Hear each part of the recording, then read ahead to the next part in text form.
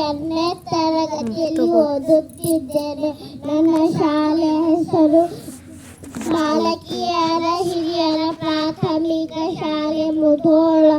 ಭಾರತೀಯರಾದ ನಾವು ಭಾರತವನ್ನು ಸಾರ್ವಭೌಮ ಸಮಾಜವಾಗಿ ಜಾತ್ಯತೀತ ಪ್ರಜಾಸತ್ತಾತ್ಮಕ ಗಣರಾಜ್ಯವನ್ನಾಗಿ ನಿರೂಪಿಸುವುದಕ್ಕಾಗಿ ಭಾರತದೆಲ್ಲ ಪ್ರಜೆಗಳಿಗೆ ಸಾಮಾಜಿಕ, ಆರ್ಥಿಕ ಮತ್ತು ರಾಜಕೀಯ ನ್ಯಾಯವನ್ನು, ವಿಚಾರ, ಅಭಿವ್ಯಕ್ತಿ, ನಂಬಿಕೆ, ಧರ್ಮ ಮತ್ತು ಉಪಾಸನ ಸ್ವಾತಂತ್ರ್ಯವನ್ನು, ಸ್ಥಾನಮಾನ, ಅವಕಾಶಗಳ ಸಮಾನತೆಯನ್ನು ದೊರೆಯುವಂತೆ ಮಾಡಿದ್ದಕ್ಕಾಗಿ, ವ್ಯಕ್ತಿ ಗೌರವ, ದೇಶದ ಏಕತೆ, ಸಮಗ್ರತೆಗಾಗಿ ಎಲ್ಲರಲ್ಲಿ ಭಾತೃತ್ವ ಭಾವನೆಯನ್ನು ಮೂಡಿಸುವುದಕ್ಕೆ ಗೂಢ ಸಂಕಲ್ಪ ಮಾಡಿ ನಮ್ಮ ಸಂವಿಧಾನ ಸಭೆಯಲ್ಲಿ 1990ನೇ ಸಭೆಯ ನವೆಂಬರ್ ತಿಂಗಳ 26ನೇ ದಿನದಂದು